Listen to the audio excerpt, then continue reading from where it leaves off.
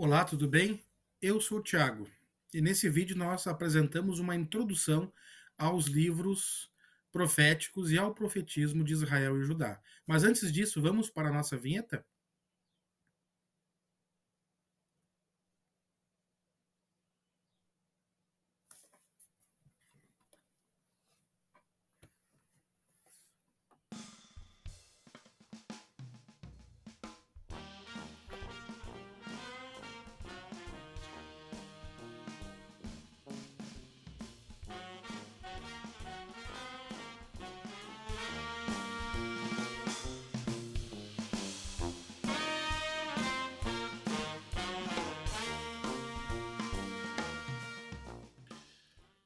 Os livros proféticos compreendem um grande bloco no Antigo Testamento que vai de Isaías até Malaquias.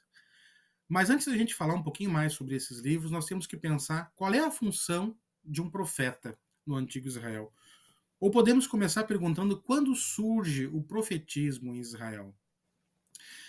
No período pré-monárquico, o profeta ele é um líder, ele é um porta-voz, e ele traz a sua mensagem para o povo. A função dele é ser, do profeta no período pré-monárquico, e durante toda a história de Israel, é ser a voz de Deus. O termo profeta, em grego, ele transmite a ideia daquele que fala em lugar de outro. Então, em primeiro lugar, o profeta ele é simplesmente um porta-voz. No caso, ele é um porta-voz de Deus, aquele que traz a mensagem e a palavra de Deus para o povo, para o rei e para a corte. Os profetas pré-monárquicos principais são Moisés e Débora, a profetisa Débora. Isso é um elemento muito interessante, que não é só um fenômeno relacionado a homens, mas há várias mulheres que são profetisas. E no período pré-monárquico, a mensagem dos profetas está relacionada com a direção nacional, a direção do povo de Deus, a questão das batalhas, das lutas, como dirigir e como o povo faz para viver a vontade de Deus. Nesse sentido, o profeta, no período pré-monárquico, ele é basicamente alguém que procura manter a justiça no meio do povo de Deus, e ele é um superintendente espiritual, aquele que cuida da espiritualidade do povo de Deus.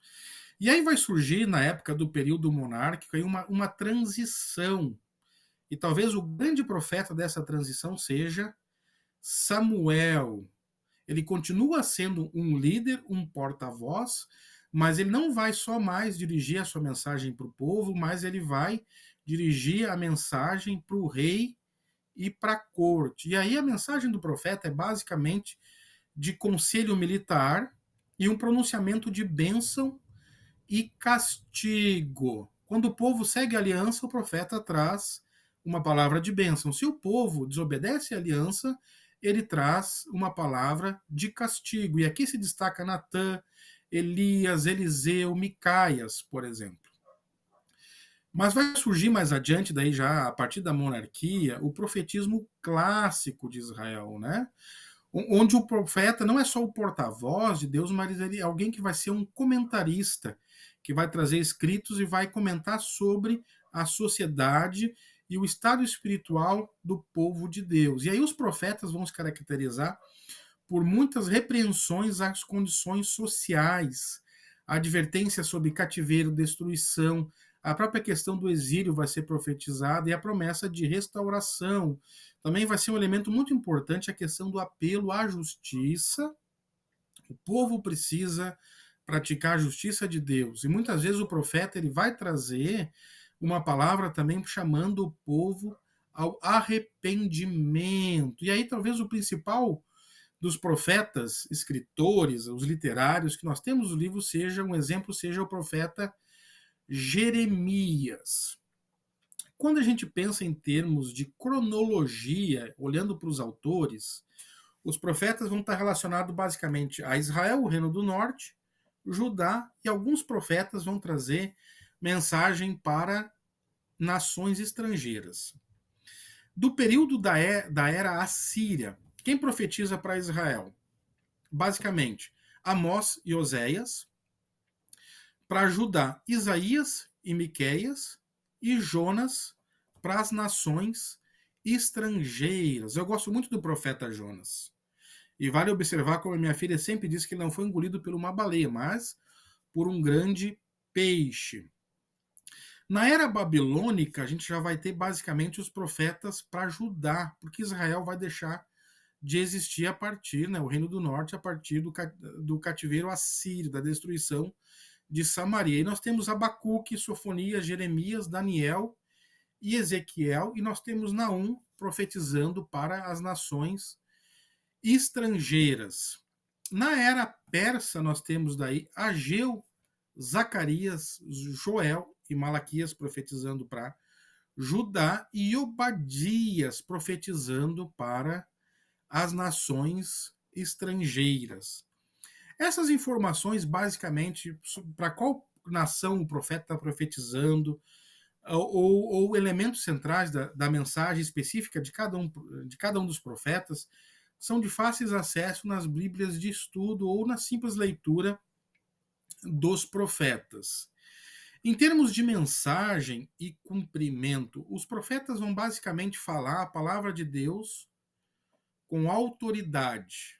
Eles são porta-voz autoritativos de Deus.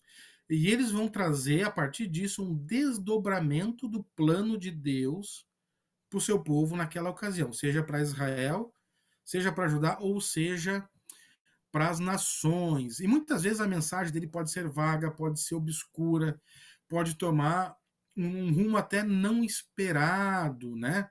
Nesse sentido, a mensagem do profeta ela tem a ver também com as visões, os sonhos, os próprios elementos simbólicos, né? Algo muito interessante dos profetas é que eles acabam muitas vezes encarnando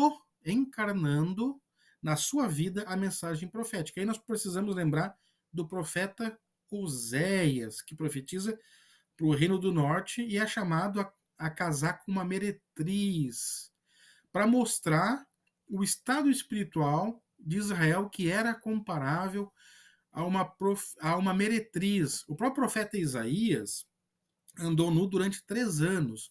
São ações simbólicas muito interessantes, né? E os profetas, eles vivem, o objetivo primário deles é fazer o povo mudar a sua direção, é voltar a sua palavra para que o povo ele se mantenha fiel à aliança de Deus.